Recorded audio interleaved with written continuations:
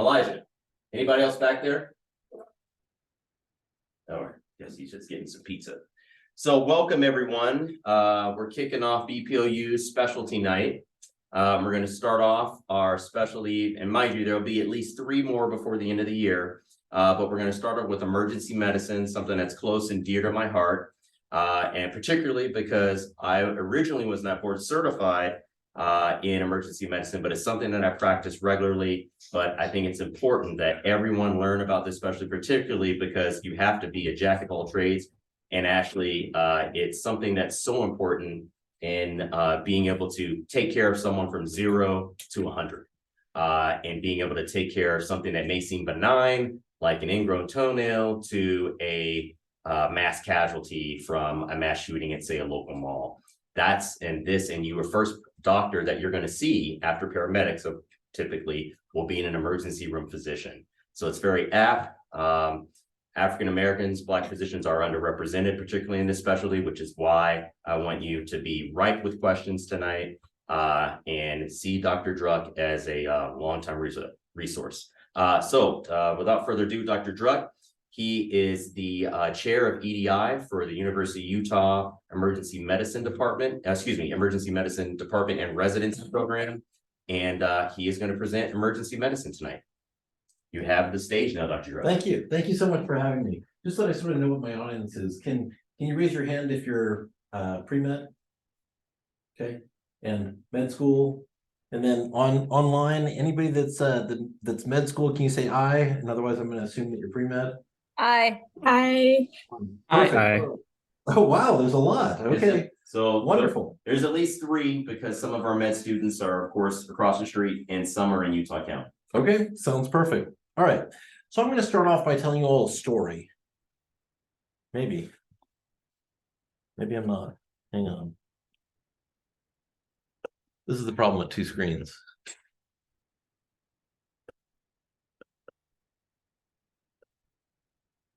Come on in, have a seat, The story's about Emmanuel Rivers. So Emmanuel Rivers was is an emergency medicine doctor. And he actually came up, he started studying sepsis. I got to get this fixed. Hang on just one sec. How about this? You stand and I'll. Yeah, if you can figure out how it's going to move forward. I can't get it to click just with I think it's because you're on presenter view. Yeah.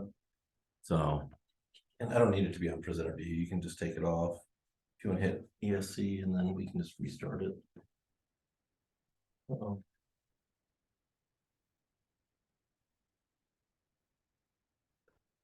There we go. That'll work. I'll just hang on that. Yeah. And he started researching sepsis. And so what sepsis is essentially your body's reaction to any infection. And it's where your body basically over responds. And it releases a lot of inflammatory markers that causes huge problems and actually is a huge source of death. Can you go to the next one? So he developed this algorithm of how it is that you should treat sepsis. And this was the first time that anyone had a standardized approach of how you treat sepsis.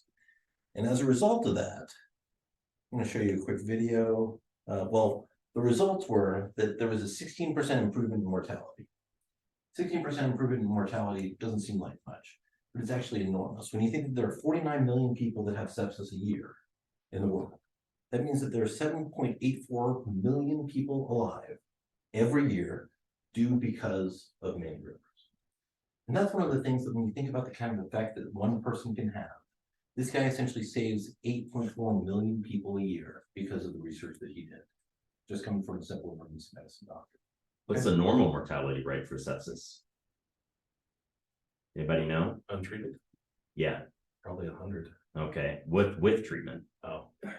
I don't know with treatment. It's around 50%. 50%. Yeah. Wow.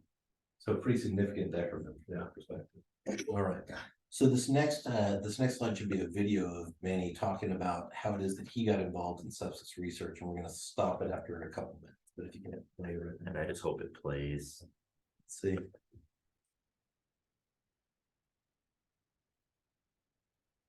Hello. Thank you for this Heroes Award from the Sepsis Alliance. My passion for sepsis care is not because of the science. It was almost 25 years ago that I almost lost a family member to sepsis. As I watched my sister-in-law lay in the emergency department, progressing from a simple insect bite to septic shock, I realized that my current research in cardiac arrest should immediately take a backseat to sepsis. It was George Washington Carver who said, "Excellence is doing common things in uncommon places." This was a much needed solution for sepsis, as many patients lay in emergency departments around the world unrecognized with no basic care. So I began to apply basic concepts that were routinely practiced in the ICU to the emergency department at the most proximal phase of the disease presentation. These principles began as excruciating baby steps initially to many who did not understand. These concepts include surge, lactate, antibiotics, early resuscitation, or early goal-directed therapy. The energy and wisdom of these maneuvers were a reflection of the giants that I trained under. And these giants were Dr. Bill Shoemaker, Max Harry Weil, Peter Saffer, Roger Bone, Jim Snyder, Dr. Frank, and Dr. Wilson. It was almost 15 years ago that I met another giant, Dr. Flately. And we have since shared this journey together. So as I accept this award, I celebrate all those who provided me with the foundation to apply these concepts. Theodore Roosevelt said, "Do what you can with what you have where you are." Following this motto, we can now provide improved sepsis diagnosis and care to all those immediately upon disease presentation.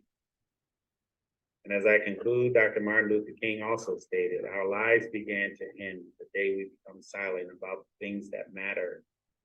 This best describes Dr. Flately, who has been an advocate for sepsis care in the last 2 decades.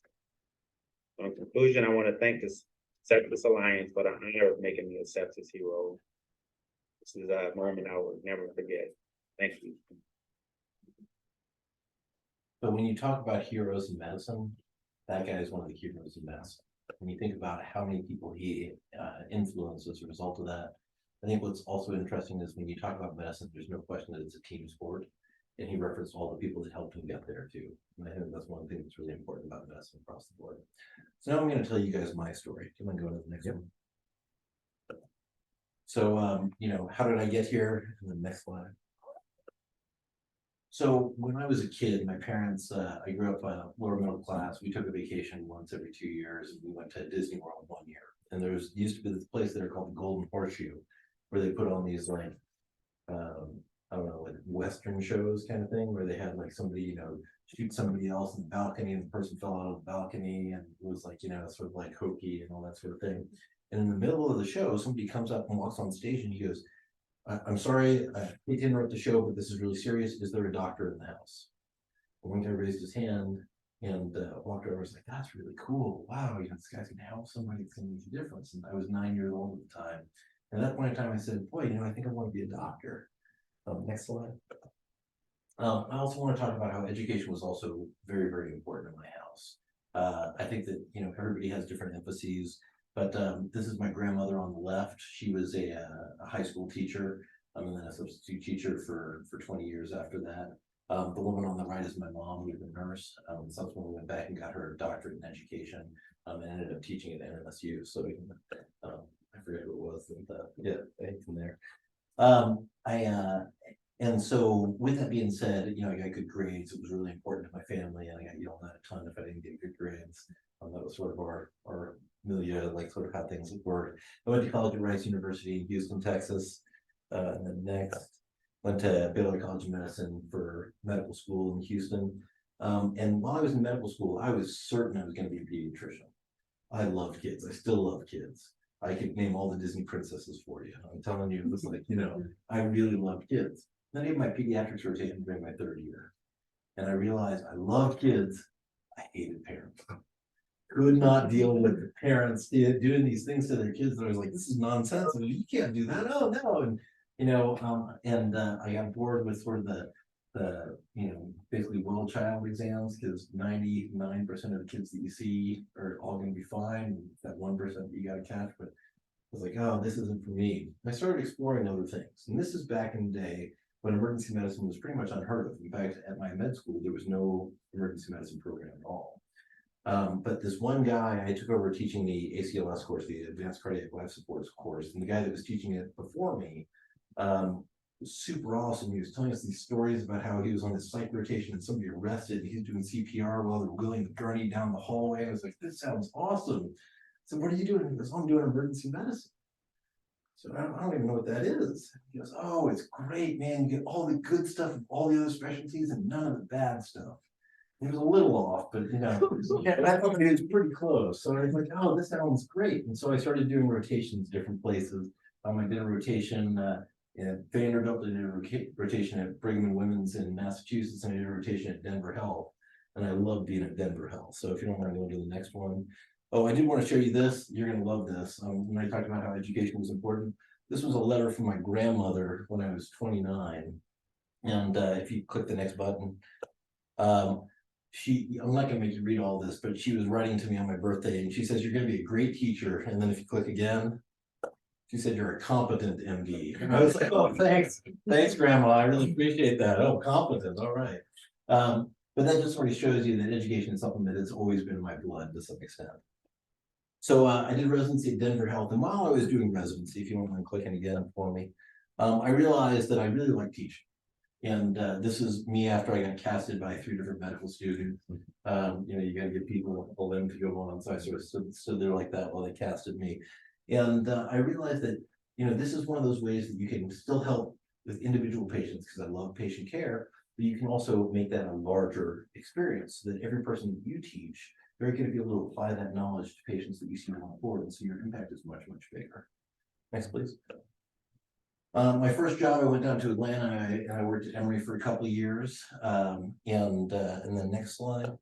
And then after that, 2 years later, I went to the University of Colorado and worked there, came back to Denver and worked there for 19 years.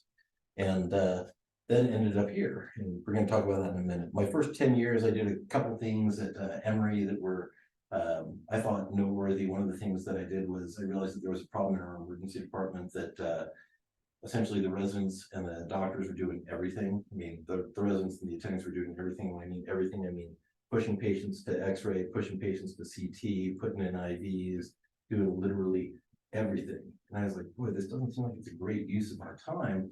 And so we created a work study program with a couple of the colleges that were down in Atlanta so that people could work in the emergency department, push patients for us, get paid, get experience in the emergency department. So double dip multiple times. So that way people got experience in the emergency department, they got paid, and they got to see what medicine was like, which I think is really, really important.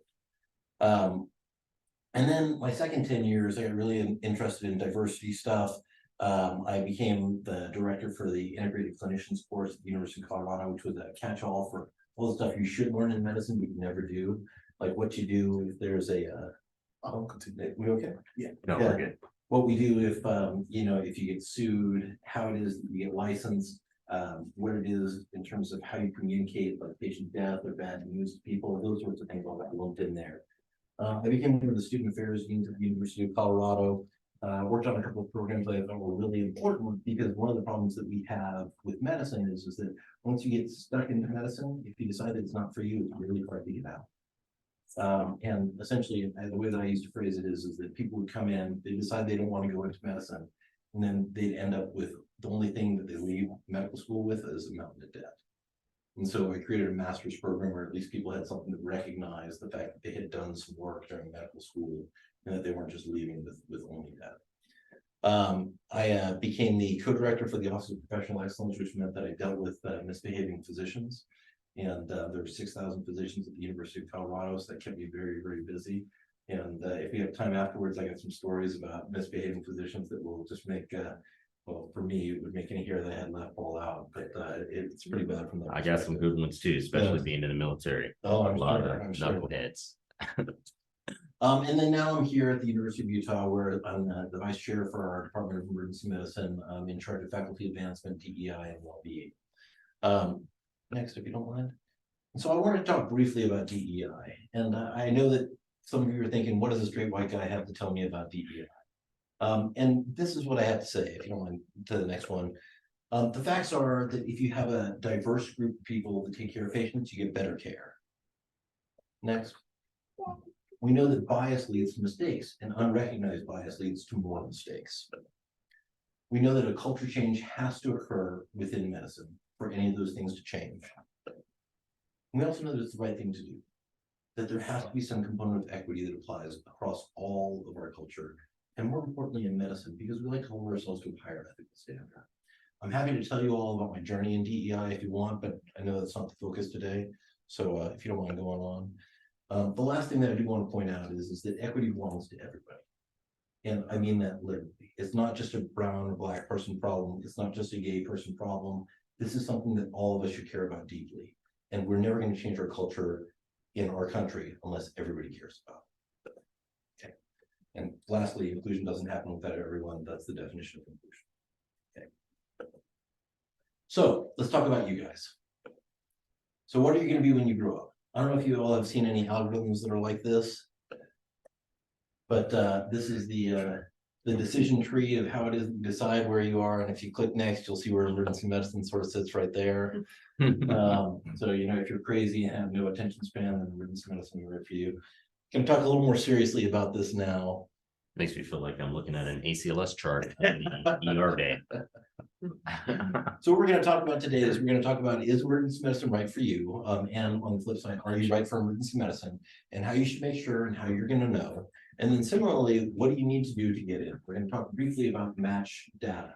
For those of you who are online and for you, just to I'm going to repeat some stuff that I'm sure you all already know, but for the pre-med folks, emergency medicine, well, medicine is different in terms of how it is that you apply for a job. It's not like you submit an application and they say, yeah, we'd love to have you, and say, great, let me sign on the line. The way that it works is that you submit all your material to this giant computer program. And you say, I want to investigate the following programs. And you click on a bunch of programs, and then your application goes to these programs. And these programs decide whether or not they're going to interview you. And if they interview you, then you go and you interview with them. You do it all by Zoom now, which that's a nice thing. You don't have to pay for airline tickets and go all over the place. So you apply, you interview, and then you rank the programs that you interviewed at. And so you say, like, let's say you interviewed 20 programs, you rank 20 programs. And then those programs rank all the people that they interviewed. And then this master program then matches people up and they tell you where you go. So it's not that you get a choice. It's not like, oh, I got into these 20 places, I'm going to choose this one. It's the only time in your life that you get told where it is that you're going to go. So along those lines, the match data is one of the things that tells you about how likely it is that you get to go someplace and how likely it is you get into a program. So we're going to go over that briefly. So is emergency medicine right for me? We're going to talk about lifestyle, practice environment, future opportunities, and then your colleagues. So lifestyle pros and cons, and please add in here if there's something that I miss. So some of the pros are that you're off during the day at times. And it's easier to plan to do other things. So like, for example, if you were somebody that likes to take a nap in the middle of the day and you like to work at night, this is the specialty for you, because you can arrange for it that you don't work any shifts until 3 o'clock in the afternoon. That makes life a little easier. Similarly, if there's something that you want to plan to do, it's much easier to plan your days off. Now, it's not easy to plan like every Tuesday off, but it is a lot easier to say, oh, I'm going to have next Wednesday off or something like that, especially if you have certain things that are really important to you. You get to schedule your own vacation time. You can go to part-time fairly easily in terms of decreasing your number of hours. And usually you work somewhere between 13 and 16 shifts a month. That's sort of full time. Now here are the cons. You work nights, you work weekends, you work holidays, which means that you're going to miss some important times for your family. Now I'll tell you, I make a lot of my kids' soccer games, but I also am never there on New Year's Eve because that's not an important holiday for me. And I'll tell you, I worked 19 years. I worked Christmas every single year. Again, I'm Jewish, so, you know, probably didn't matter so much, but my wife's Christian and she always got pissed off that I wasn't there. You know, that was one of those trade-offs. It may also be difficult to plan a consistent weekly schedule. It's hard to say I want every Monday off, or I want every Monday and Tuesday off. I guarantee you can't say I want every weekend off, because the answer is going to be heck no. Next. And I was just going to say, to add on a little bit more, there is an ability to have a bit of a work-life balance with emergency medicine. Sometimes can be very attractive for if you're trying to raise a family, because you can be part-time, you can choose to work 6 shifts a month, which can actually give you a fairly decent income, especially if it's a 2-income household, but also would allow you to explore and do other things that are hobbies. You could start another business while still being a full-time emergency medicine physician. You can, one thing that I did, I was quite passionate. I was a destination racer. So I would literally work 7 days in a row and then fly to Europe, do an Ironman, and then come back and then go back to work again. There's not many jobs you have to do that, because one thing that's key that's often a selling point is you don't often have to worry about continuity of care, which is often going to be quite attractive to some for this particular specialty. Yeah, exactly. Want to hit one? Yep. Sorry. So I want to talk a little bit about money. And the fact of the matter is physicians make really good money. We do. And I'm going to show you numbers in a little bit so you'll know exactly what I'm talking about. I don't want to be vague. And one of the things that I'm known for is I don't lie ever. And I'm very direct, which sometimes goes over very well with people and sometimes it's not so good. But that's one of my own personal flaws. So with that being said, despite the fact that I'm going to tell you how much doctors make and it's a very good living, I also want to point out that an investment banker director makes between $500,000 and $700,000, and it only requires a bachelor's degree.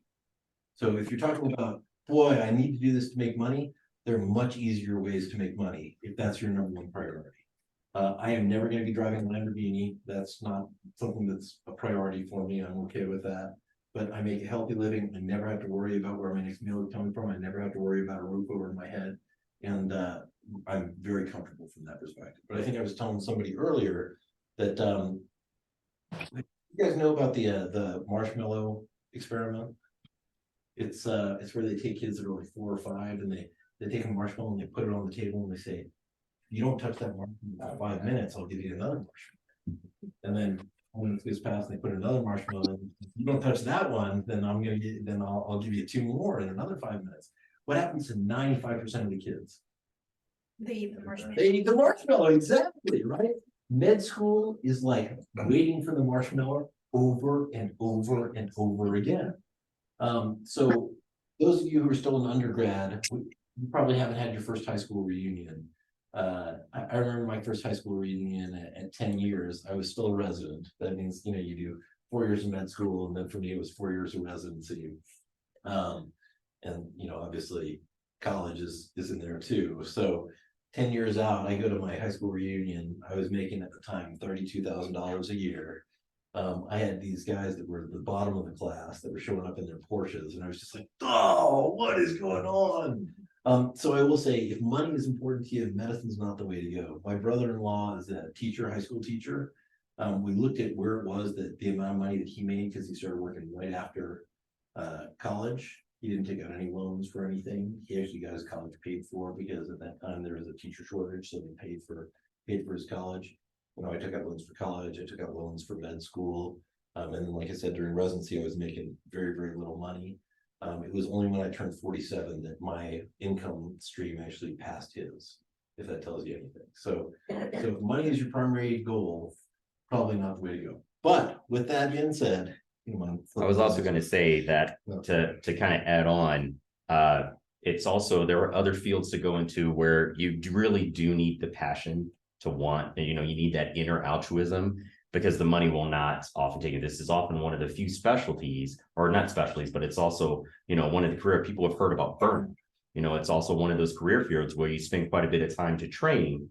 And then sometimes people are leaving medicine in 10 or 12 years. That's investment bankers not leaving his role, making $500,000 a year within 10 years. So you got to make sure you're doing it for the right purpose.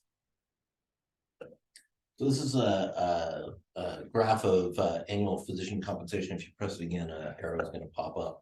That's what emergency medicine is, around $350,000 a year. That's a lot of money. That really is. I mean, I don't think anybody is going to be like, oh my God, that's nothing, Now, compared to orthopedics, which makes almost $500,000, orthopedics does a little better, no question, but you're never going to worry about what your lifestyle is like with that. If you don't want to go to the next one, the next slide is going to show you what the average hourly rate is for different specialties. And if you click it once more, it's going to point towards where emergency medicine is. So about $162 an hour is where you're going to end up earning, somewhere around there, or a little more or a little less, depending on what kind of practice you go into. And the reason that this is important is that you're going to see that there's a lot of people that work much longer hours than emergency medicine. Like I told you, the average, normal number of shifts is somewhere between 13 and 16. So let's just say for the sake of argument, it's 14 shifts. So 14 shifts at 8 or 9 hours a shift. If you multiply that out, that means that in a month, you're working 120 hours total. And what's full time for most people? 40 hours a week times 4 weeks is 160. So you're working less than the average person. And you're getting paid pretty well per hour from that perspective.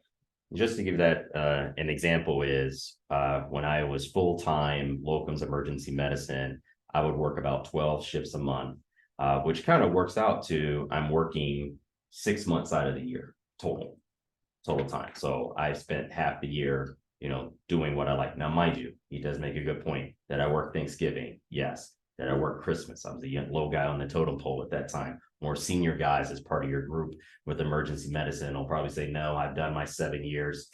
Now you need to work New Year's Eve and Christmas. However, there's a big trade-off because now you have 6 other months, 5 other months, 4 other months, depending on how much you want to work, because and that 162 is definitely an average. I just got a request today to work in North Dakota for $270 an hour. Looks great, but it's also North Dakota. I would have to spend half the month there. But if you're young, you're getting out, you don't have a family yet, you're single, no kids, you can work there and do quite well. One of the private equity groups called USACs, they have this group of people that they call, I think they're called hot shots. And they essentially are a group of physicians that are willing to fly wherever they want to send them. And usually it's like the worst possible places, like you can imagine. But they're also willing to pay them $350 an hour. Yep. And it's like, hey, if you want to suffer, you can make a lot of money. I knew a couple of of those guys. Right? Yeah. And that's part of it. If you don't want to go to the next one, and then one more. So this is the practice environment. So the pros, one of the pros is that you're taking care of all comers. Everybody that walks in the door, you see them, doesn't matter. Kid, geriatric person, somebody that's pregnant, doesn't matter who they are, doesn't matter what they have, you're going to be seeing them. You're usually the first person to see a patient, so you don't have somebody that's already got a diagnosis. Oh, this guy's got appendicitis. You're seeing somebody that has belly pain. And so you get to be the diagnostician, if I can say that word, diagnostician in terms of diagnosing what it is that people have, which I think is one of the best parts of medicine. You get a huge variety. You see everything that walks in the door. There is not a single day that I don't come home with at least one good story. And some of them are the kind of things that make you cry on the inside, some of them are the kind of things that make you laugh on the outside. But they're great stories. I'm sure you've got a ton too, right? Oh yeah. You get to do some procedures, but all of your procedures are very time limited. So you put in a central line, you suture up someone, you tie off a vessel, you deliver a baby, you put in a chest tube. Those are all short procedures. And I'll tell you, I did a year of general surgery as an intern, and I liked doing procedures. I like doing stuff with my hands. I still like doing stuff with my hands, but I didn't like standing in the OR for 4 to 5 hours. So this was a much better fit for me. It's eminently practical, meaning that if they press a button on the airplane, and this happens to me, I'd say at least twice a year, and they say, "Is there a doctor on the plane?" I know there is no one on the plane better prepared than I am. And honestly, when you have kids, when you have family members, you are the go-to doctor for your family. No one is better prepared than you are to be able to take care of whatever happens. For an acute issue. For an acute issue. That's right. Like you can't do much for breast cancer. Yeah, you're not going to do much to manage your leukemia, but your neutropenic fever, That's after right. you've received treatment, which often gets transferred, I don't want to use the term dumped in the ER, you will be the one having to take care of that, admit the patient. I, as someone that has a family medicine background, I was often, as part of my group, they're like, oh, I caught 200 kids when I trained here at University of Utah. That was significantly more than my board certified ER guys that were there, like, hey, he's used to doing that more. He's used to looking at bleeding out of the vaginal area from a uterus after kids come out. Let him manage it. So there's actually quite a few skill sets where there'll be strengths for a certain ER, but also whatever your interests. I particularly was interested in ophthalmology for a very long time. You'll see a lot of eye conditions, probably of any other specialty outside of ENT and ophthalmology. They present to the emergency room. I will tell you a story about this, something like that. One of my neighbors called me and said, "Hey, I've got this lump on my neck. What do you think I ought to do about it?" And I said, "Why don't you come over?" And I looked at it and I was like, "Look, I can't tell you for sure because you need to have a biopsy, you need to have an ultrasound, but I'm pretty sure you have lymphoma." And they're like, "Are you serious?" I said, "Yeah. Have you been to see your primary care doctor?" And they're like, "I don't have a primary care doctor." I was like, "Oh, are you kidding?" And then I went with them to all their appointments, and she ended up having lymphoma, and ended up getting treated. But I think that's what you see a lot in the emergency department is people that come in that don't have anything diagnosed. And you're like, okay, well, let me at least get you on the right path to get you where you can get the appropriate care. And a big part of your role in emergency medicine is you have to understand most people do not want to see you. They may want to see their pediatrician, they may want to see their primary care, but they definitely typically don't want to see us. Sometimes it can be rather expensive, an emergency room visit. Also, I guess more importantly is, our role is often to decide three things. Is this something I can treat in the ED and send them home? Is this something that I need to admit and send to another doctor at the facility that I'm in? Or do I need to transfer to another facility? Or is this something that's life-threatening that I need to address immediately? Or is it benign and I can just once again, going back to the first point, send them home? And that's often these quick decisions you're often needing to make. Some of it is pattern recognition, but a lot of it is a ton of the clinical knowledge that you'll gain over time. So a difference of someone practicing 20 years versus 13 years can be quite significant. I would say another positive is that it's easily moved. So like, for example, if I want to move to San Francisco, I can get a job there tomorrow. And that's one of the benefits of emergency medicine is that you aren't tied down to your own clinic. You don't have something that you're going to be there all the time if you don't want to. And so it's easily portable from that perspective. Yeah, I've worked in 7 different states, landed in this one. Actually, if you go back just for 1 sec, sorry. Sorry. I do want to talk about the negatives because like I said, I'm very truthful. So I talked initially about taking care of all comers. That's sometimes a negative too. And he's 100% right. You are seeing some of the worst people at the worst times of their lives. But also from my perspective, that's one of those times that you can actually make a huge difference for those people. You talk about the teachable moment. Have you guys heard about this? The idea is that there are certain times that you're more receptive to hearing something. So for example, somebody comes in a car accident and they wear their seatbelt and you say, "I'm so glad you wore your seatbelt. That saved your life." And that's the kind of thing that they remember, and then they put on their seatbelt every single time. Same thing that somebody comes in, and let's say that they're an alcoholic and you say, and honestly, you never know when it is that your words are going to make a difference. And you say, "Hey, I think this alcohol is really doing a number on you. Would you like some help getting off of alcohol?" They may say no that time, but it may stick in the back of their mind that the next time they come in, they get some help. And so you have that opportunity to make a difference. But that means you're also still seeing people that sometimes are pretty unpleasant. Similarly, there's a very skewed thank you to FU ratio. Do you guys know what that means? The number of people who tell you thank you is pretty small. The number of people who tell you something else is a little higher. Because you are dealing with people that they're upset, right? Nobody comes to the emergency department because they're like, "I'm having a great day. Let me go to the emergency department." It's like, "Hey, I'm in pain. I'm worried. I'm worried about my family member. I'm worried about myself. I'm having something really horrible going on. I feel terrible." And they're worried. And so they come in to see you. And sometimes if you don't give them what they want or what they think that they need, then they get upset. Now, one of the phrases that I teach the residents is that the emergency department is not Burger King. You can't have it your way, right? What we do in the emergency department is what we think is medically appropriate. And so, for example, if somebody comes in and they say, "I need narcotics for my sprained ankle," I say, "I'm so sorry, I'm not going to do that for you."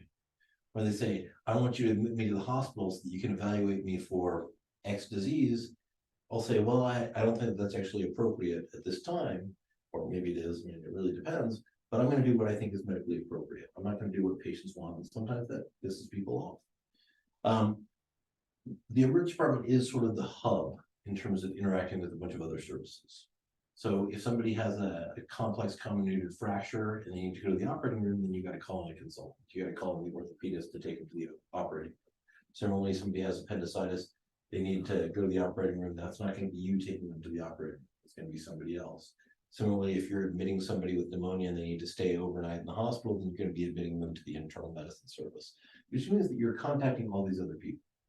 Now, I don't know what your experience is with other people giving you work, but most people don't like people giving them work. Honestly, just being upfront about it. And so there are some consultants that when you call them will be like, I don't want to see that, I don't need to see that, why are you calling me? And sometimes it gets a little contentious. So that sometimes is a negative. So if you're kind of getting his gist here, you're sometimes not the most liked position in a health system or in a facility, because often your colleagues don't want you to send them complicated cases, or they're trying to leave. And then also you've got patients that are coming in with quite a bit of fear and anxiety. They may actually have nothing wrong with it. A big part of our job is often reassurance, reassuring the family, reassuring like nothing is going to happen to you tonight. Nothing's going to happen to you this week. You have time. But then also we have to do what's best for them medically. And that means reaching out to a specialist. And sometimes those specialists are begrudgingly come in. Lastly, from a practice environment standpoint, you operate in a fishbowl. And what I mean by that is that everybody sees what you do. And when I say everybody sees what you do, all of your mistakes come back to the emergency department and people see that. If you misdiagnose somebody in the emergency department, you admit them to the hospital and somebody else is looking over your shoulder constantly. So everything that you do, somebody else is going to critique and criticize. And so one of my mentors once said, you need to get your loving at home because you're not going to get it at work. And I think that's really true. You got to be confident in yourself and you got to be comfortable with yourself to think, I'm happy doing what I think is right all the time, even if other people may not think so. And that I think is sometimes a little hard. So future opportunities, there are a lot of different fellowships that you can do from emergency medicine, international emergency medicine wilderness, toxicology, EMS, ultrasound, disaster research, education, critical care, urgent care. Those are all things that you can do with an emergency medicine degree. There's also palliative care now. I'm trying to think if there's anything else I'm forgetting. But there's also less opportunity to own your own practice. And so I don't know if you've heard sort of this model of like you start a practice, you get a bunch of patients, the patients see you on a regular basis, and then you sort of cash out at the end of your career where you sell your practice to someone else and they take over all your patients. That's not going to happen in emergency medicine. And I will tell you, I know a lot of emergency medicine doctors, just like I know a lot of family medicine doctors who have taken what they initially thought they were going to be doing and doing something completely different. One of my former residents now runs a ketamine clinic. That's what he wants to do. I have a couple people that have done like cosmetic stuff. Oh, you don't have wound care up here, so a lot of ED docs going to wound care. Exactly. There's one person that's a friend of mine that not only does cruise ship medicine, so she literally like lives on cruise ships and just goes all over the world and gets paid to do that. And best doc to have. I even considered it, but compensation is not often the best. No, like, it's pretty poor. It's pretty low. You get paid, I think, something like $100 a day. Yeah. And but they try to sell you with, well, we'll give you 2 round trips a year, and you're often taking care of a small town that you have to be able to take care of. Or some people that keep coming on the cruise ship, so you actually practice quite a bit of geriatric medicine, because that's often who's on cruise ships, and obnoxious drunk people. So just imagine seeing that over and over again. But the thing is, you have to once again be especially great at triage, knowing how to navigate different countries, states, to be able to make sure that someone can be relayed to a higher level of care. So it's actually quite intriguing. I think it's great to do something for a short period of time. When it comes to international medicine, National Geographic actually hires docs for expedition, far higher compensation, where you will go with people on, say, like a small yacht, and they're going to Antarctica and 3 other countries for 2 months, and they'll pay you $70K. So, but you're like their concierge doc, and they only want emergency medicine. They want a family guy. They don't want internal medicine. They don't want orthopedics. They want someone that can take care of all conditions, usually for about 1 to 3 days. Similarly, there's, I don't know if you know about the stations down in Antarctica and at the North Pole, where you literally can't get out for 6 months. One of my friends is doing that. It's going down for 6 months and taking care of the 700 people that are part of this research station. And I said, boy, that seems a little scary because you don't have any backup. I mean, literally, you cannot get out of there. I mean, it's sort of like prison, I mean, it's locked in with snow and there's nowhere that you can go. And there's a story of this woman that was down there that ended up diagnosing herself with breast cancer and then did a mastectomy on herself while she was down there because she couldn't get out during that time period. And said, I'll send you guys the book. I mean, you talk about crazy, like that's the kind of thing that, is not uncommon for your doctor to do. And I think what's important to see is not only can you practice in very austere environments, such as war zones where I've had to practice as well, which kind of led to me shifting to emergency medicine. But you can practice in rather urban settings as well, where you will need to know quite a bit of internal medicine because there is no room upstairs. And you have to board someone and keep, you'll sign off after a 12-hour shift, and then you'll come back in and the person signing the patient back to you that's been there for 2 days. I actually do this a lot in rural areas, especially for child psych cases. So often they can only be admitted to a psych facility. So you're constantly reevaluating a child that came in with suicidal ideation or an attempt. And sometimes it ends up being like a hotel stay, but there are certain medications that you have to be able to know how to manage. So once again, depth of knowledge is important with emergency medicine. And but once again, you can tailor it to what best fits your needs and interests. Might hit the next Yep. slide. So I don't know if you all are familiar with the Myers-Briggs inventory. We all heard of that. It's a personality type, it's a personality test, and so there are four. I'm good. There are 4 different elements. The first one is introvert versus extrovert, which I think everybody knows what that is. The second is whether you're sensing or whether you're intuitive. And that's sort of like how you process information. The third is thinking versus feeling, and that's essentially whether you like data or whether you like going with sort of your gut to some extent. And then lastly is judging versus perceiving in terms of how it is that you deal with the world. And they've done some studies that look at this, and it turns out that there are ear docs that fit every single one of these. These are all the different possibilities. So you could be anything and end up being one of these. But it turns out that majority of emergency medicine doctors end up in this area right here. And you can see the one common thing there is that they're all thinking as opposed to feeling. Meaning that you like to look at data, you like to have facts, and then you like to process those facts. And that's a majority of people from that perspective. So is there a personality type for emergency medicine? Technically, no, but what you can say is that it's people that like making decisions and are comfortable making decisions with inadequate information.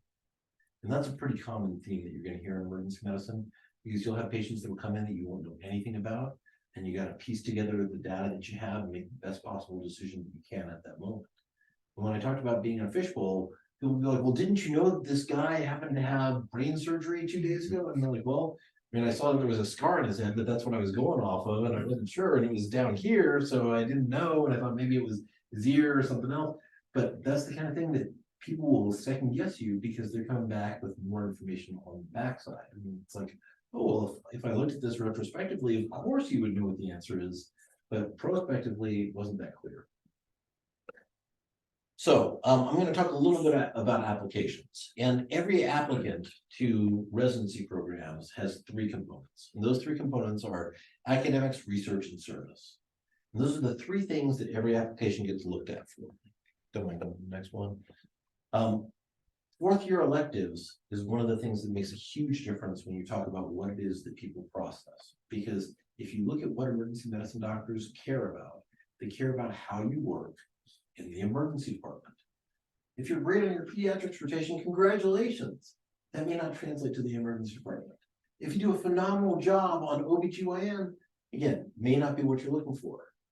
If you're a phenomenal radiology student, congratulations. Some of those skills are going to transfer over, but that's not what people care about. What they care about is 4th year electives. And so you have to at least do 1 away rotation and 1 home rotation if you have a home rotation. If you don't have a home rotation, you got to do 2 away electives so you can get reports back that say, this guy is great. He's better than sliced bread. He makes a huge difference. He was so empathetic with patients.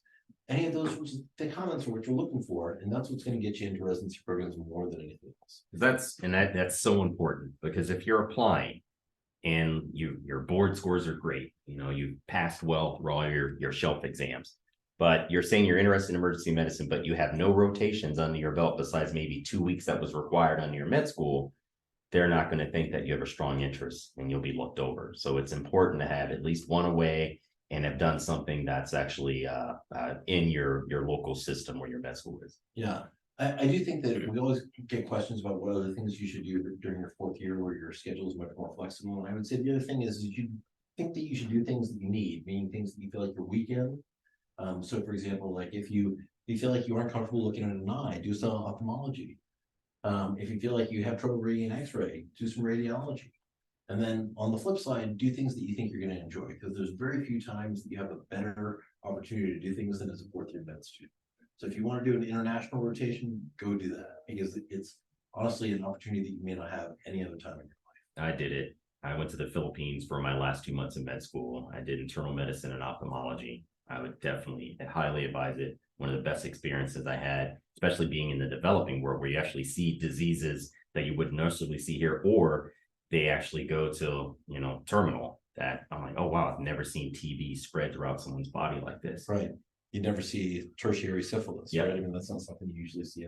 Yeah, retinoblastoma, that's exophytic, meaning outside of the eye. It's caught so early here, but I saw it there. So, I'm gonna go to the next Mhm. one. So people always ask what matters more. So you all know step one has gone to pass fail. So that's one of the tests for those of you that are undergrads that you have to pass to become licensed. There are 3 tests. There's step 1, step 2, step 3. Makes sense, right? Not too bad. Step 1 used to be the barometer that people looked at in terms of scores. It has become a pass-fail exam. You gotta pass it. If you don't pass it, it's gonna be a real problem. And it's gonna be a black mark on your application. So it's one of those things that you need to watch for. Dean's letter, that's usually a letter that comes from your medical school. It's not literally the dean is writing about you, is that they put together all of your scores during your rotations, how you did during your preclinical stuff, and they put that all into a letter, and usually there's some sort of comparison how you did compared to your classmates. Personal statement is where you get an opportunity to talk about yourself. The ERIS application, which is the application system for residency, now has some additional questions that they ask, like what's the biggest challenge that you've overcome? They ask things like that, and so there's other opportunities for you to talk a little bit about yourself.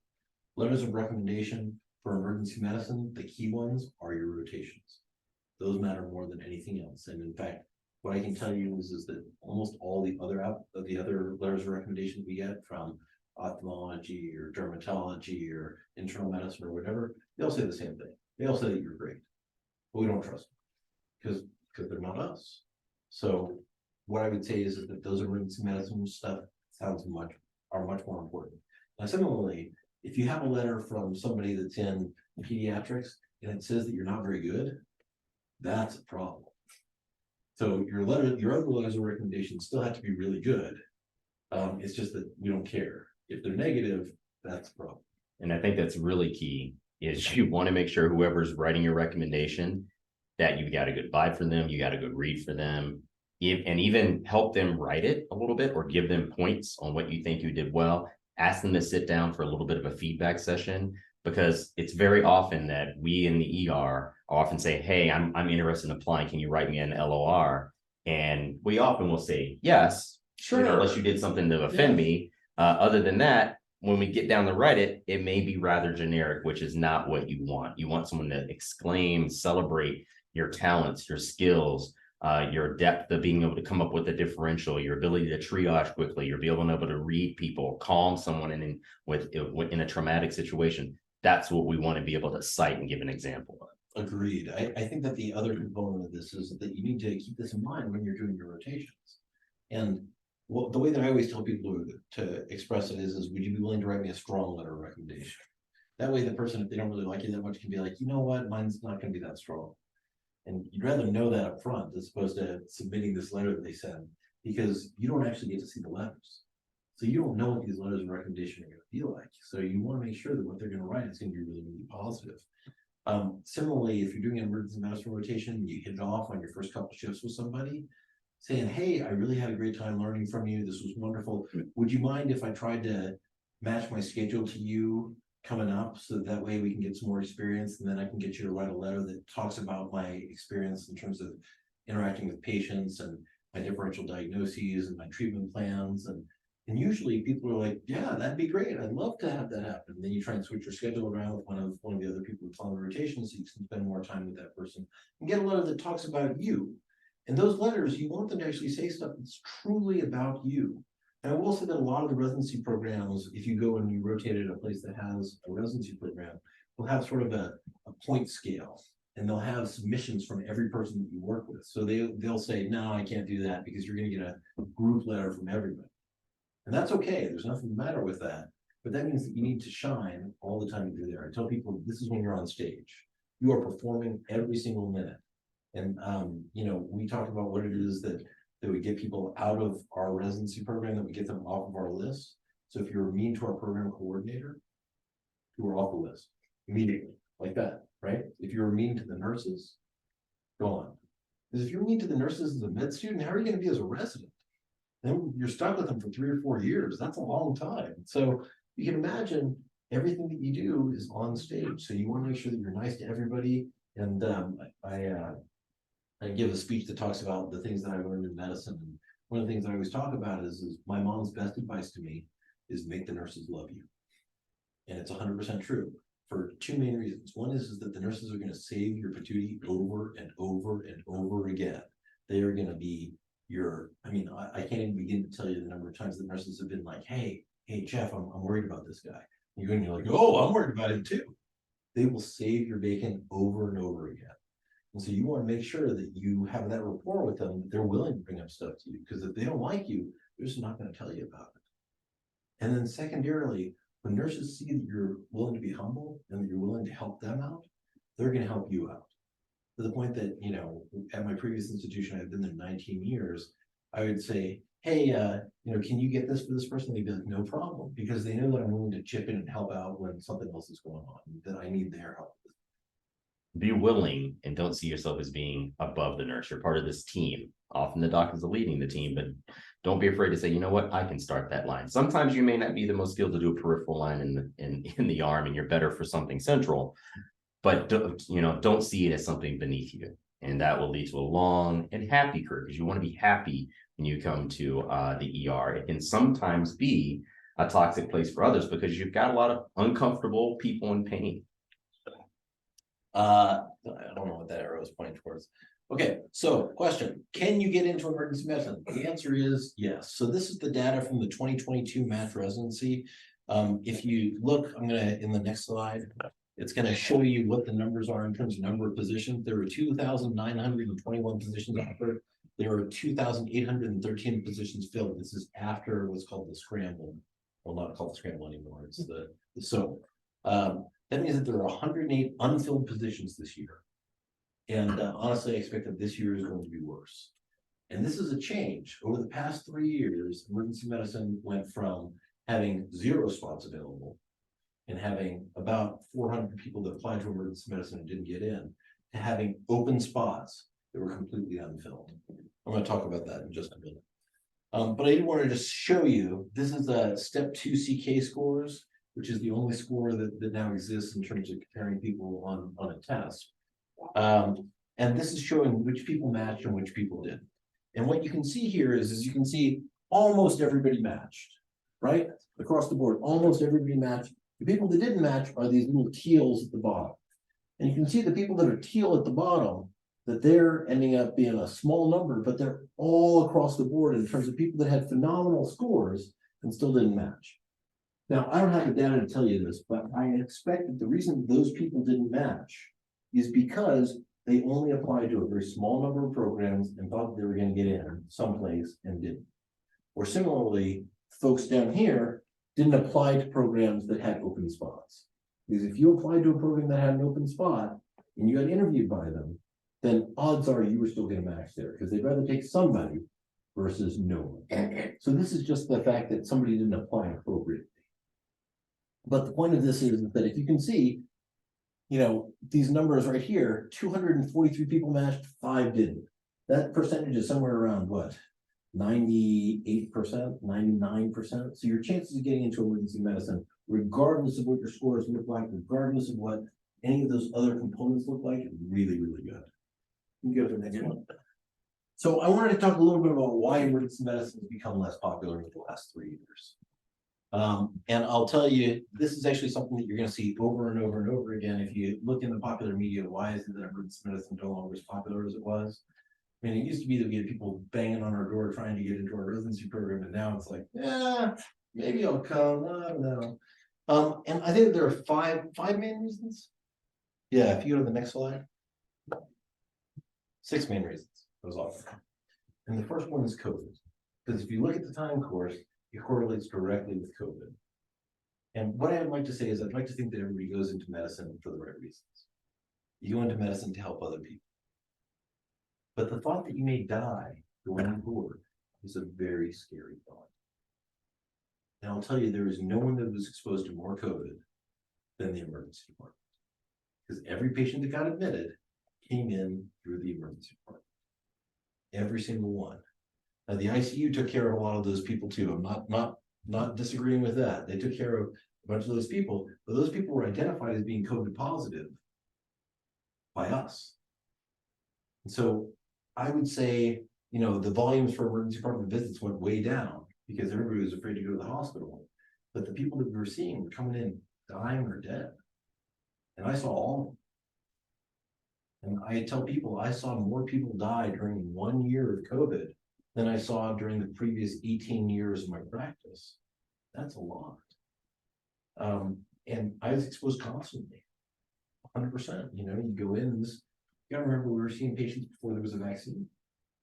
And so the idea that you're gonna go into work and put your life on the line for other people is something that a lot of people give a lot of lip service to, but aren't necessarily willing to do. So I think that's one of the reasons that emergency medicine became less popular. I'll tell you, I was astonished. I called a patient up to cardiology that had COVID and was also having a heart attack. And you know what the cardiologist said?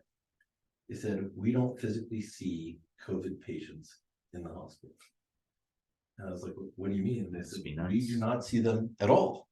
We will write a note on their chart and we will make recommendations, but we will not go into their room." That's not emergency medicine.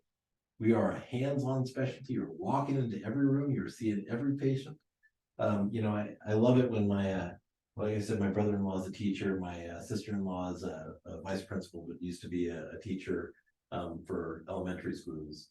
And she'd be like, "No one gets sick more than we do." And I was like, right here, every kid that I see comes in because they're sick. They don't come in because they're healthy and hanging out. They come in because they're sick. And there's nothing like taking a look at their throat and having them cough in your face. And you're like, "Oh, well, okay. I'm exposed to the most recent virus. That's the way life goes." So that's the first one. The second, and like I said, I'm going to be completely honest with you. I don't lie. I tell it to you straight. There was a workforce report that said that there were too many emergency medicine doctors and that there weren't going to be jobs.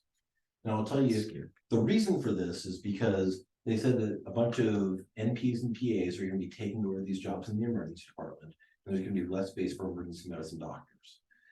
Something similar happened to anesthesia back in the 1990s, where they said there are too many anesthesiologists. There are going to be no more anesthesiologists because they're going to staff all these operating rooms with clinical nurse anesthetists. And then, you know, so instead of having 8 operating rooms with 8 anesthesiologists, you're going to have 1 anesthesiologist and 8 nurse anesthetists. And so the number of anesthesiologists that we need is going to be way low.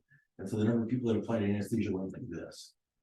And then they realized that it's not the same thing as having a nurse anesthetist as it is having an anesthesiologist, and then the numbers sort of went back up. I think we're in that exact same area for emergency medicine where people are like, "Oh my God, there's not going to be any jobs." I personally think that there are always going to be jobs that may not be where you want them. They may be in rural places, they may be in North Dakota. Yeah. You know, Northern Arizona. yeah, but I think that you're always going to be able to get a job as an ER doc. Yeah, I've never met an unemployed. I only met one specialty that was unemployed once, and he actually was hitting me up for a job. I was in Washington, D.C., and it was a pathologist. And pathology, and we're not going to go into this as a side note, is they often stay for a very long time in one hospital, one facility, like 20 years. So if you want to work at a specific hospital as a pathologist to be near your wife, near your family, that's one particular specialty where there's not much turnover. But for us, you know, one thing I often tell people, there's more ERs than there are ER doctors to staff them. And that is why there's still going to be a need for emergency medicine physicians over that of a PA or NP. We are not replaced by PAs or NPs. They are support, and they can definitely assist quite a bit. But the level of training, the number of hours, the thousands of hours difference in training, it's night and day. I 100% agree. There is less autonomy in medicine, and I would say that's across the board for every specialty. But what I mean by that is that there's a lot of people that are looking over your shoulder. especially administrators, and they're looking at how many patients you see per hour. They're looking at how much you bill. They're looking at whether or not you follow this algorithm that exists. And so there are a lot of different pressures that take away autonomy. And when you talk about what it is that makes people happy, there's a book by Daniel Pink called Drive, where he talks about the things that make you feel like you want to do something. And he talks about the three factors being autonomy, mastery, and purpose. And if you lose that autonomy component, then there's some extent that you may be more unhappy. You mentioned beforehand burnout, and burnout is a real thing. What burnout means is that you've lost the interest in doing what you're doing. And I'll tell you, I love my job. I don't have any burnout. I love going to work and seeing patients. I love teaching residents. I love helping my faculty members get to where they want to go. But I've also built myself this sort of group of things that makes me happy. And so doing all those different things definitely makes me happy. If you don't find joy in seeing patients and that's all you do all the time, you're going to be burned out. And that's a component. And he's a different type of ED. He's academic. That's right. So he has a certain requirement that he's going to have to teach, which is very fulfilling to a lot of people. I'm a non-academic when I go to ED. So, I have the bean counter that's coming in, sign this, check that. Or maybe a director who doesn't work in an ED at all. Yeah. No other trainees. I'm not in a training environment. So they really care about how many people are you seeing? Can you squeeze out more? How come you only saw 46 people today? And they see people as numbers and not as patients or as family members, as children, as adults, as a loved one, their moms. So that can something when you've got those type of facilities, it's very different. So that's why it's good you have another passion. That's why sometimes these docs are, they can be adventurous and have quite a few hobbies, so they avoid this sense of burning out. Or they place themselves in academic medicine where they can teach and they have other responsibilities beyond just the clinical grind. I think the ED environment is it's not a happy place. It's really not. I tell people I have a really thick skin. The only thing that's really going to offend me is if you throw feces at me. And the reason that I use that as an example is because it's happened to me. There are not very many other places that you can say that. And I think that a lot of us have sort of narrowed what's appropriate and what's inappropriate. And the fact of the matter is if somebody is markedly intoxicated or they're not mentally competent, they aren't responsible for what they do necessarily, and they'll do some stuff that's completely inappropriate. And whenever I see that happen, I sort of make a point of calling this out. This is inappropriate behavior, but because this person doesn't have the capacity to make their decisions, we're going to give them some medications and we're going to tie them down. We're going to let them sit until all those things change. That's not a comfortable place for a lot of people to be. It's tough to be insulted. It's tough to have somebody tell you that they're going to sue you. It's tough to have somebody tell you that, I'm going to come and wait for you out in the parking lot and I'm going to stab you when you get out there. That's not a comfortable thing for a lot of people, right? Racial slurs, I've had that all the time. Yeah. Yeah. In fact, the number one thing that we see in terms of bias is we see female residents, they get called nurse. And it happens constantly. And there's nothing the matter with being a nurse, but you train for a long time, you want to be recognized for what you are. And that's sometimes insulting. So I think that, there are a lot of things that you're going to see, and you're going to see that over and over and over. And that's a reflection of what the culture is around you. And that's the kind of thing that, you have to realize it's going to happen. And if you aren't comfortable with that, work department's probably not a good place for you. Now, it's also the kind of place that you can make it clear what's appropriate, and that hopefully you can change some people's minds. I mean, I can tell you, I've had a lot of patients that they say something inappropriate, and I say, that's not appropriate. And we're not going to treat you if you continue like that. And if you'd like, you can walk out the door. And either they walk out the door or else they change their mind and they apologize usually. And I think that's the appropriate way to deal with a lot of this. Yeah. People will be at their lowest when they Yeah. come to the ED, but you can be their, positive change, reassurance. That's often how you have to see it. The last component is moral injury. Do you guys know what moral injury is? Mm-hmm. So moral injury is where you want to do the right thing, but you can't. And in the emergency department, that sometimes happens. So like, for example, you see somebody that has a new cancer and you want to get them into an oncologist, but they don't have insurance and you don't have any mechanism within your hospital to get them referred to see somebody. That makes you feel bad on the inside because you're not doing the right thing for the patient. Or when you want to transfer a patient because you think they need to be admitted, or you want to admit a patient and somebody tells you, I'm not admitting, you're going to have to, you need to discharge them. But that's not right for the patient, but you have to do it because of the systems that are in place. And unfortunately, because the emergency department is sort of the focal point of how the hospital functions in terms of people coming in and leaving, you're stuck. So I have a story from my residency, which is obviously just 1 or 2 years ago. This guy came in, and homeless guy that had been cut across the scalp like this, and he had been sutured up and had become infected, and it was swelling forward, so it looked like he had this giant forehead that was coming over and it was rolling in front of his eyes. And I opened it up. Everybody done eating? Yeah. Opened it up and there were maggots in there. Okay. And sort of scooped him out, and I called the surgeon, who was a friend of mine, and I said, hey, I need you to take this guy to the OR and wash him out. And he goes, oh, it's a face. We're not going to do that. That's going to be plastic surgery. And so then I called plastic surgery. Plastic surgery is like, this is crap. You can wash it out and send him home. And I was like, I'm not sending a guy with maggots in his forehead home. That's just not going to happen. Why don't you have your chief and your attending come down and we'll talk to them and we'll talk all together. And he's like, this is BS and you all are always admitting crap to us and blah, blah, blah. And I was like, I'm sorry. Maggots in the forehead gets admitted. And, I think that's a pretty standard thing. That's not like something that's crazy. But you got to push back against certain things, and that's where I was willing to draw the line. I was not going to endure that moral injury of doing something that I thought was wrong for the patient. Sometimes you do have to, and sometimes people will talk you through it and explain why it is that their thinking is one way or another. Honestly, I am so spoiled working in a tertiary care hospital because I can get every single specialty down there if I want, and I can demand that they see the person, and then they can write a note saying why it is that they want to discharge the person. That takes away a lot of my moral injury. But if you're in the middle of nowhere or you don't have backup, it's you and you're calling somebody and they're like, oh, that's fine, that's nothing. And you're like, I don't know. You had that experience? It's quite common, and then you're left to manage them yourself. So you have to often sometimes think outside the box. You'll have to put on your internal medicine hat. You'll sometimes have to put on your pediatrics hat. You'll have to say, all right, how am I going to be able to sustain this patient till I get to the next hospital that has an open bed? You'll have sometimes a cardiologist where said, I strongly believe that this is an instami. Well, check that troponin again and get back to me. Yeah. And it's like, well, it's a snowstorm or a snowstorm's coming in. So sometimes even in the EDA, you have to think about your outside environment. Is there a fire nearby? They often have to think about this in California when you're evacuating somebody. Is there a blizzard on the way? And also you have to think, what's the support staff on the other side?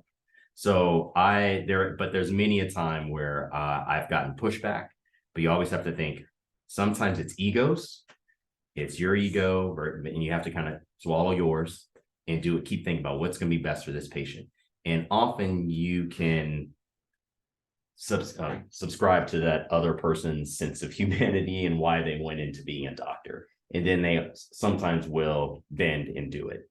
I think a great example, though, is you were talking beforehand about kids with psychiatric problems that you're waiting for a bed somewhere. Yeah. And them sitting in the emergency department for 3, 4, 5 days on end, that's not good for anybody.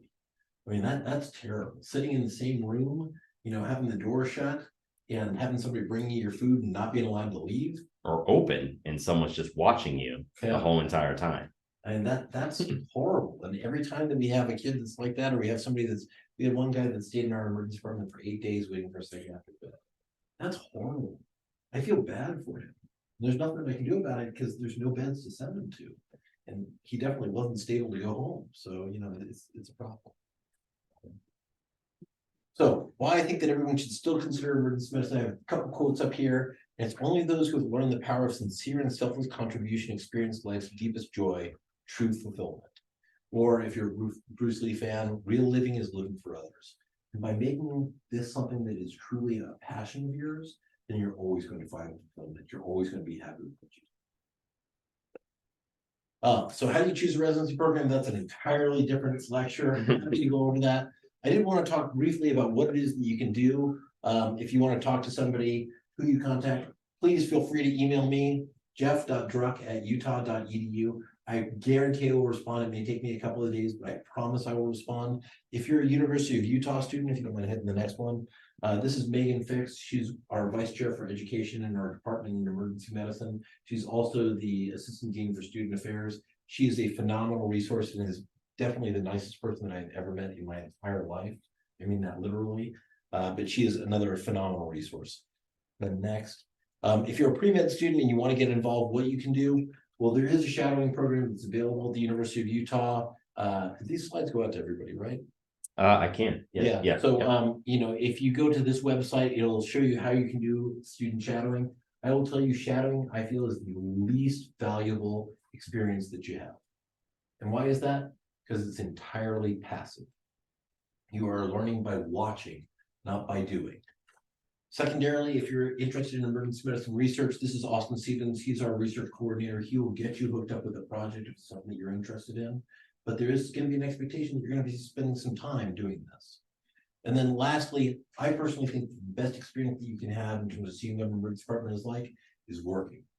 And that's working as an EMT, as a paramedic, as an ED tech, or as a scribe. And those are all jobs that you get to double dip because you get paid. I'm not going to tell you you get paid well, because that's not true. You don't get paid very well. Above minimum wage. Yeah, you get paid, and you get to see exactly what you're doing.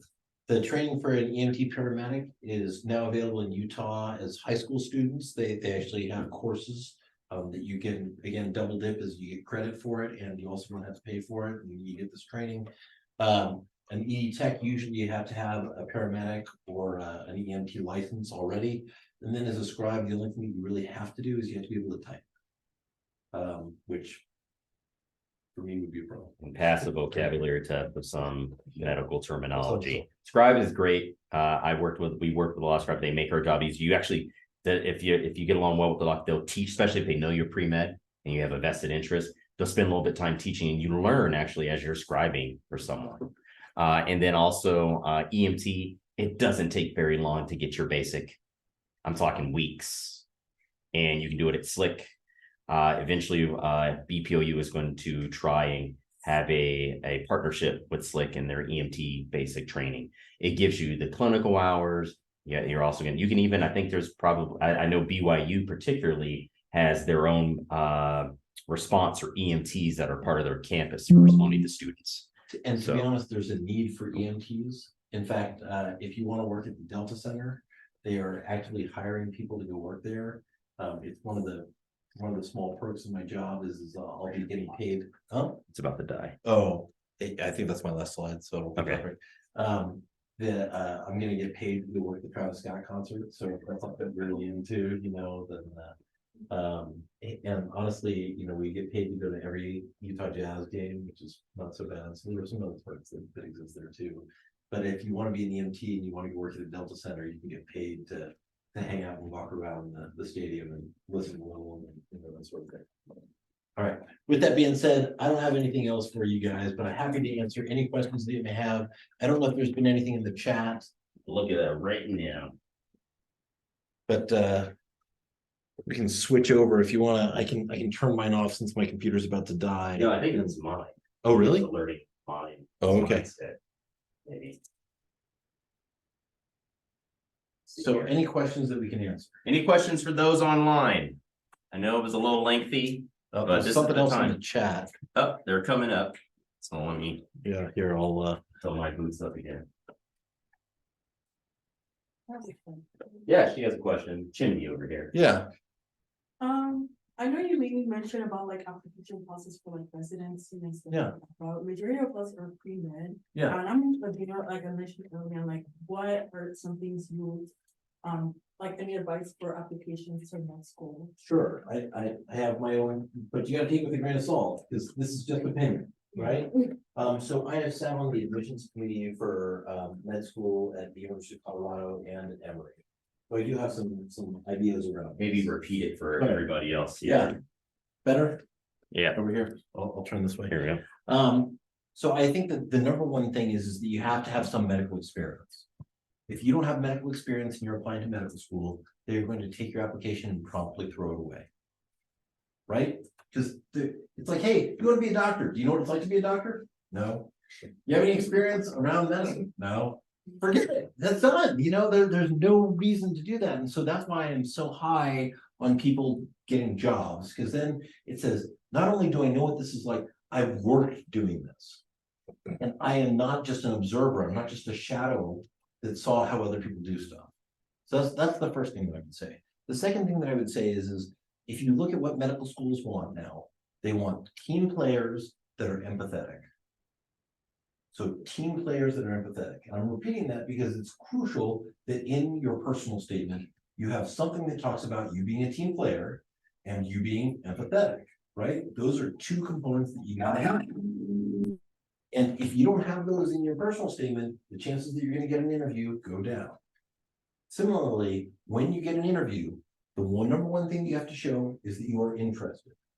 Interest trumps almost everything. There was a study that looked at what people are in terms of being great teachers. And what do you think it takes to be a great teacher? I would say knowledge, like you gotta know your stuff, right? Turns out you don't need to know your stuff. You could be completely clueless, but as long as you're enthusiastic, people like you more and think you are a better teacher. So you gotta be enthusiastic on those interviews. You gotta express that enthusiasm. Lastly, like we said before, medicine is one of those fields that requires passion. And it requires passion for a long time before you see that payoff. If you are unable to express that passion and unable to express that grit, then the chances that you're going to make it all the way through are going to be a problem.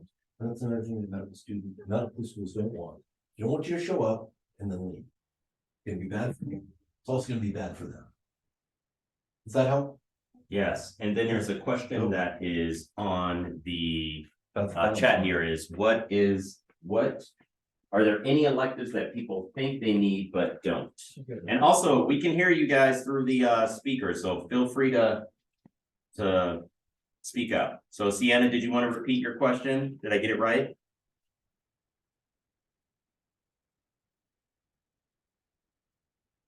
So electives that people think that they need, but they don't. Yeah.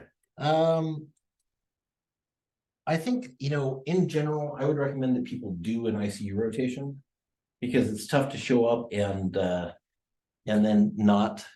God, super annoying. Showing you all my hand-eye coordination, looking at another screen is not so good. So I think an ICU rotation is good. In terms of what other people think you have to have, I don't think there's anything that you have to have. I haven't heard anybody be like, oh my God, I've got to do this. You'll hear people that are not in emergency medicine make a lot of recommendations. Like you'll hear a general surgeon say, oh, you got to do a SICU rotation. I don't think you do. You'll hear people be like, oh my gosh, you've got to do a medicine sub-I. I don't think you do if your school doesn't require it. Do I think that all those things might be helpful? Sure. Yeah, I mean, there's very little experience that is not going to be helpful in the emergency department. But that being said, I don't think there's anything you have to do aside from 2 emergency medicine rotations. Good. Anybody else online have any questions? And how about Wumi? Any questions? Steve Olson. Hi. Yes. Yes, I had a question. First off, thanks so much. So I've read a few articles just about concerns that a growing number of emergency medicine practices or physician groups, especially those that have previously been purchased by private equity, are deeply in debt. Do you see that as a concern for incoming emergency medicine physicians, or is like the number of emergency medicine physicians that buy into practices low enough that this isn't really a concern for the greater community? As I was reading it, I was trying to take it with a grain of salt, and I'd really appreciate your perspective on that.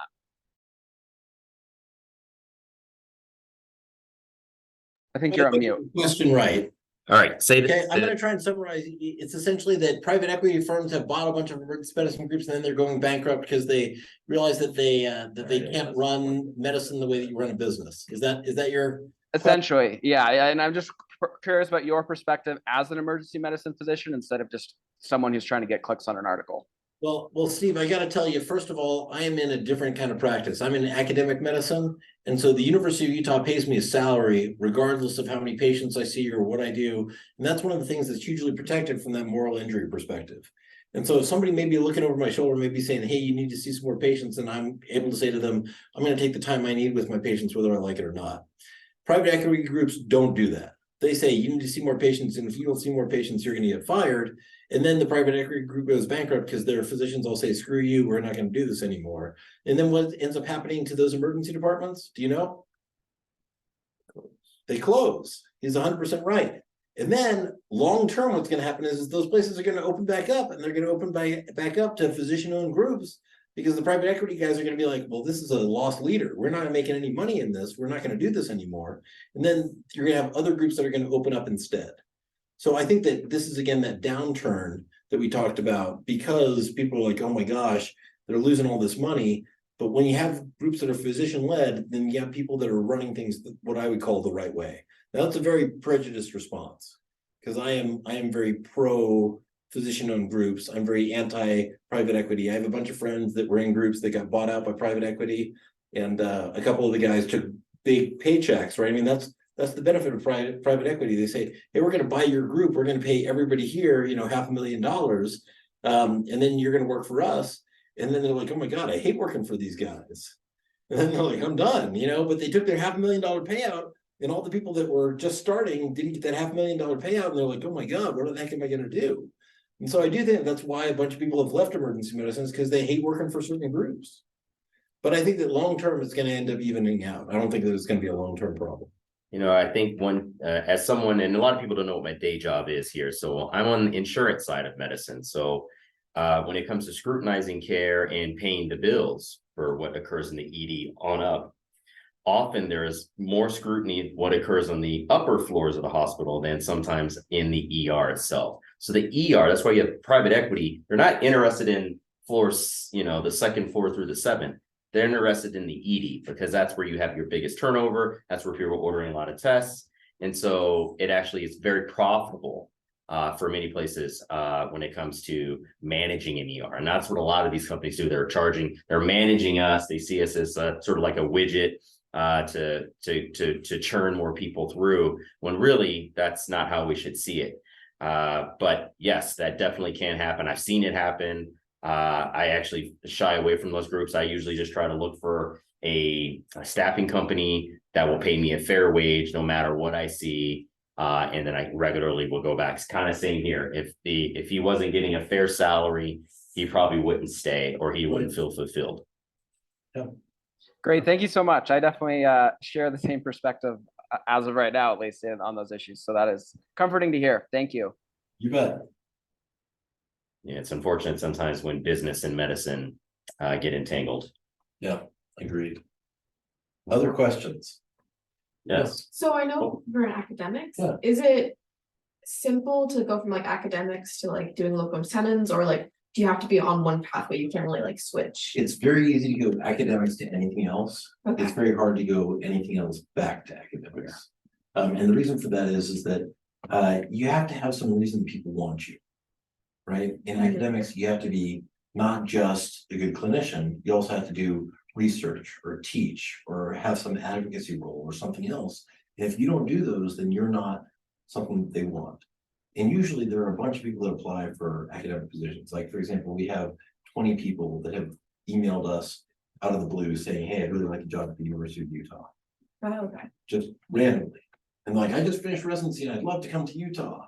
And it's like, well, I'm so glad that you want to come here. We don't have any spots available, But if somebody said, hey, I'm a world-class researcher, I'd love to come to the University of Utah, I'd be like, oh, well, let's see what we can do. And that's the difference there. On the flip side, they're looking for, and I don't know how to characterize this appropriately. I may be using the wrong language, so please, if I'm saying this wrong, but sometimes they're just looking for a warm body. Yep. They're just looking for somebody to staff an emergency department. Staffing companies are. Yeah, and they don't care who you are, they don't care what your credentials are, as long as you are actually a physician and you have a medical license in that state. They just want someone there. And so that's the big difference that I would say between academics and clinical practice in the community is that the requirements for academics are more, and so it's harder to go back to academics if you've been out in the community, because you don't have anything else to sort of show for it. Right. Yeah. So you mentioned a lot about how the emergency department is a really toxic environment. What are some things that you've done just within your own practice to deal with how hard it can be with maybe prejudice, or lots of people are dying, or just you've got 50 patients who are coming in, they all hate you for some reason. How do you handle that? How do you go home and not just crash down because it's so much. So I will say from a prejudice standpoint, I have a lot of privilege, right? I'm a white male. I walk into the room, immediately people assume that I'm a doctor, every time. I mean, I've had one person in the past 22 years assume that I was a nurse, one, you know, and that's across the board. And our story, I can tell you, one of our best residents was a Hispanic guy, and one of the other physicians thought that he was the cleaning guy and told him to go clean up somebody's vomit. And you know, I mean, that's the kind of thing. So I recognize that I have a lot of privilege from that perspective, and that I don't have to deal with that. And I think that I had an interesting experience. I told you all about the residents, the female residents being called nurse, and I had a really interesting experience where I walked in with one of the residents, and the patient was this like 80-year-old guy, and he's like, "Oh, nurse," and I was like, "Hang on a second, hang on. This is your doctor. You need to recognize that she's the doctor." And the resident turned to me and she goes, "Don't do that." He goes, "I can handle myself. I don't need you to handle it for me." And I was like, "Oh, I'm sorry." So now what I do is when that kind of thing happens is I turn to the resident and I say, "Hey, I want you to know I'm not okay with this. And I'm happy to address it, and I'm happy to let you address it, and I'm also happy to let it go, whatever you want to do. But I want you to know that I don't think this is okay, and I want to know how you would handle it." And that's really changed the way that I practice. So I don't know if that helps answer your question at least a little bit. I will tell you that in the back of my mind, I know I'm helping people. I don't have any doubt in my mind. And I may not be helping every single person that I see, but I know that they are better off having seen me. And that is ingrained in my psyche to the point that even if somebody's cursing me out and screaming and yelling and doing whatever, I'm still okay. And I'm all right with that. And I think that takes a lot of self-introspection and realizing who you are and realizing what's important to you. I will say the things that still affect me a ton are when I have patients die. Yeah. I think that's the one thing that I still have a problem with. And it happens. I mean, that's part of emergency medicine is you're gonna have people die.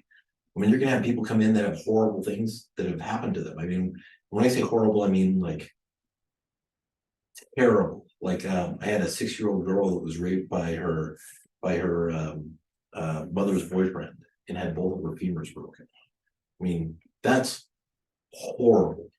That kind of thing I have trouble dealing with still, you know.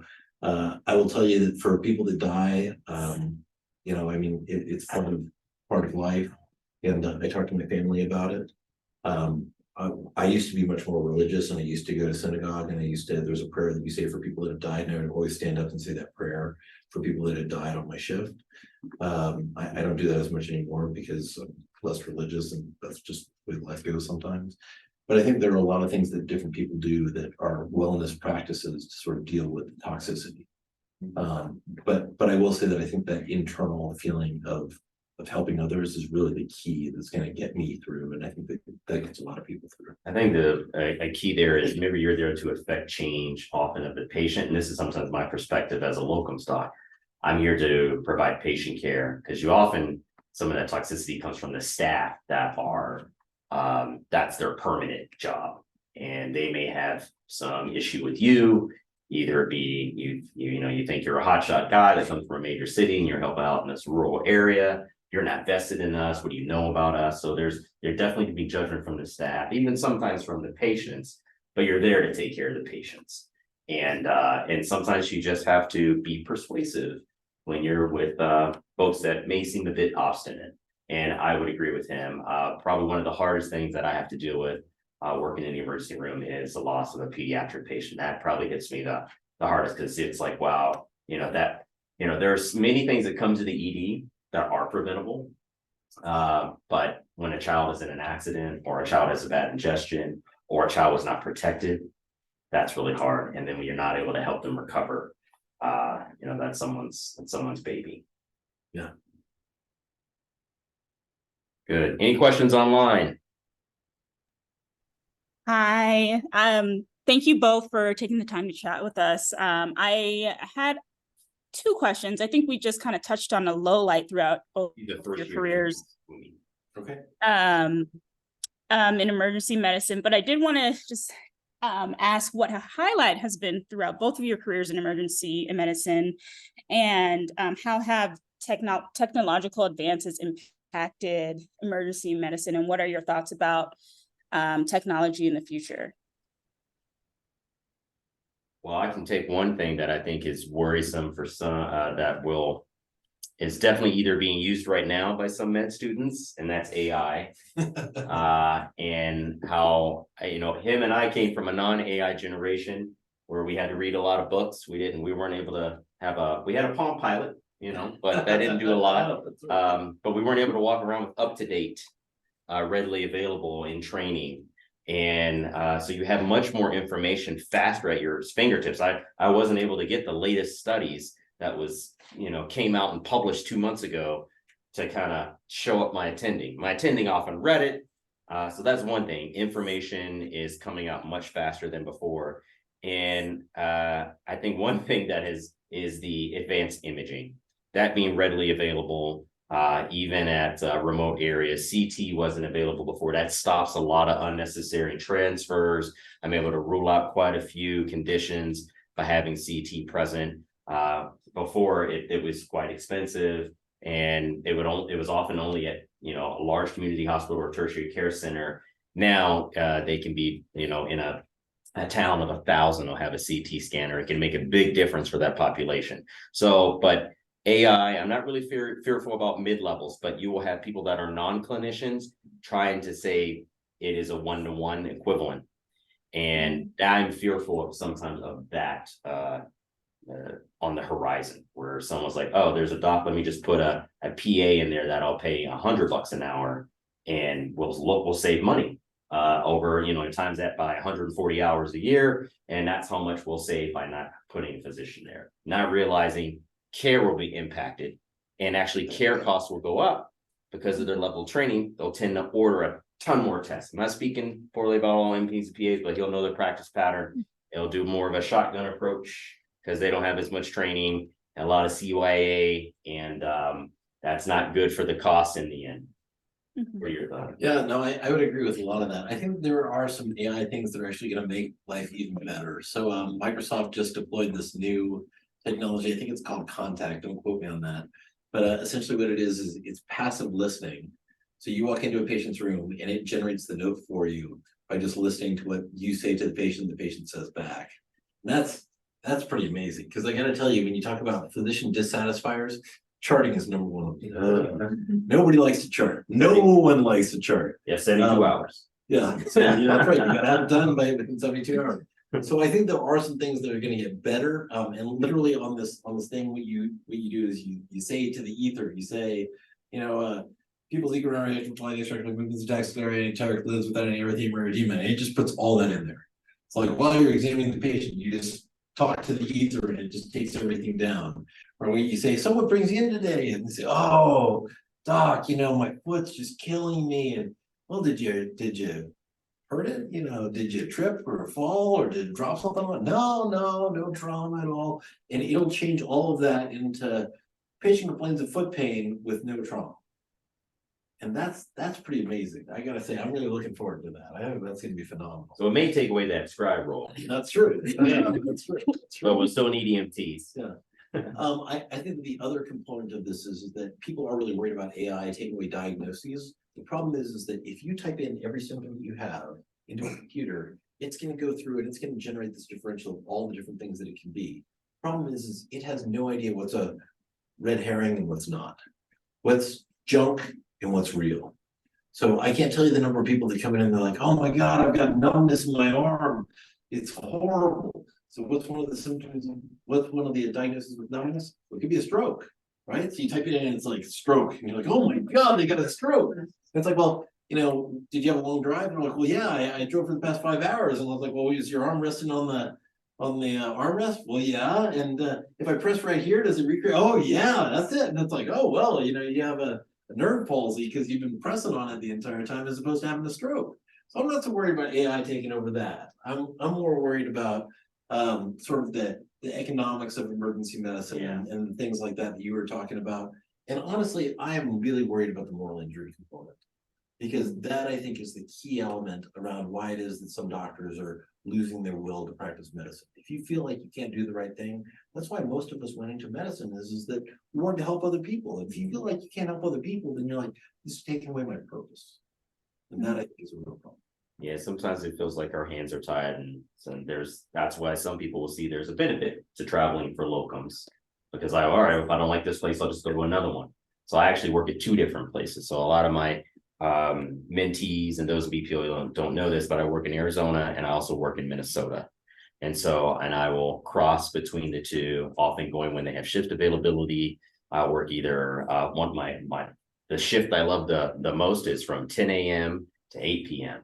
I love that shift. You know, I get to wake up not super early, still can get home in time to watch the game, depending on what time zone. But I can appreciate that. But he makes a lot of good points. And if anybody, I think if any specialty that may be most impacted when it comes to AI in the next 5 years, it'll probably be the one I mentioned a little bit earlier, and that'll be pathology.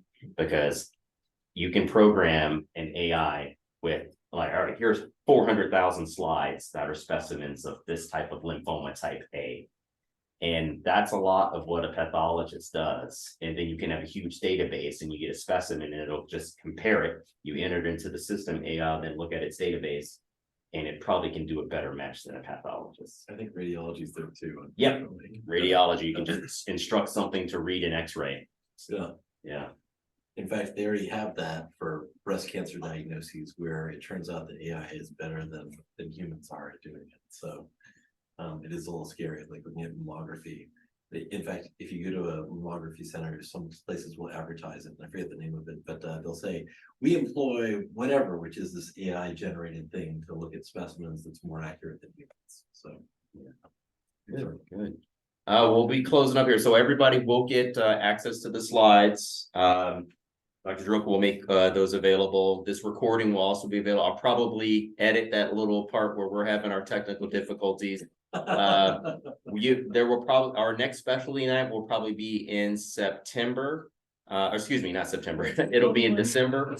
And it'll either be anesthesia or general surgery. So just get ready for that. We'll get a flyer out. Our next event will be on November 6th. That'll be on the MCAT and beyond. I'll be also a part of that with one of our most esteemed BPOU mentees, that being Keegan Masalo will be a big part of leading that presentation, since he's closer to taking the MCAT and getting into med school than myself. And there seems to be one last question here. Yes, you're welcome, Steve. So yes, everyone that is registered, you will get the email. Eventually this recording will be on our YouTube channel, so you're going to have to give me a day or 2 for that to get up, but definitely the slides. Well, thank you again. Thank you, Dr. Druck. Yeah. Thank you so much for having me. Like I said, please feel free to email me. I promise I'll get back to you. I love helping people get to where they want to go. So please reach out. All right, time for our group photo.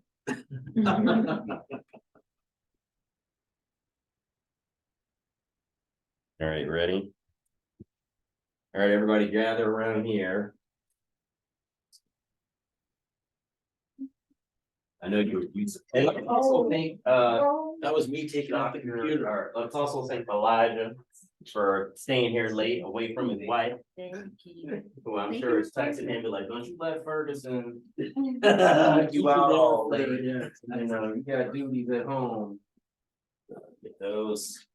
And right there. Do you want this to be too? I needed to put. We're just trying to. Oh, put it up different. forward. Okay, we're through. All right, so let's gather around. Oh. Couple on this side. There's one. I don't care about this. Before. That's all I care about. All right, let's angle a little bit. We gotta try to decide to show this where it says black position. Being right in the middle. Okay, y'all want to go behind?